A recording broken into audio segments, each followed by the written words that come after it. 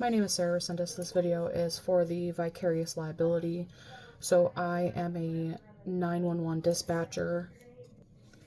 So as a 911 dispatcher, I'm also a trainer. One of the main things that I do besides dispatching is I train people. So this example is some of what occurred, but not all of it. So we had a 911 call for someone who said that they were suicidal. I was training someone. She was at the point where she was doing everything pretty much on her own, so she was controlling the 911 call. She struggled to get the address, couldn't figure out where they were, let that kind of distract her, and then when she finally did get the information, she was getting distracted with minute details. The main thing was that it ended up being where she was suicidal, possibly had a gun, and the officers were possibly in danger. The part that becomes vicarious liability for me is the fact that if I had allowed her to continue to struggle through that 911 call and did not take over and the officers got injured, or if they didn't get injured and maybe the person hurt themselves or anything of that matter.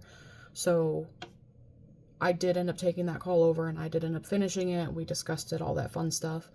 But the main part for me is, as a trainer, I'm liable for anything my trainee does.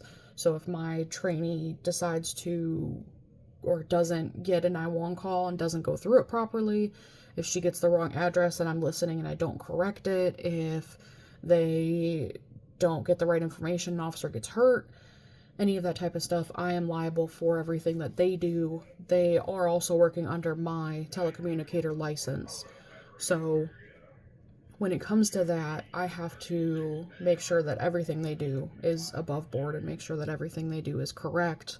They're following the agency's policies, as well as, in general, are following laws.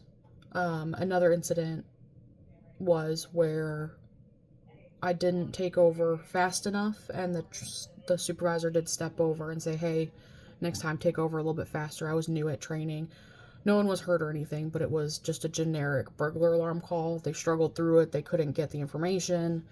They struggled with all of it. So I've learned to take over a lot faster as need be. As the trainees work through the call, you can kind of tell when they start to not know where to go from there. So I tend to, in the background, prompt questions, kind of push things forward for them to kind of think about, and then we obviously discuss it after. I every day run into the vicarious liability because I am a trainer and I have to make sure that my trainees get their information out safely, quickly, and don't put anyone in danger. Thank you.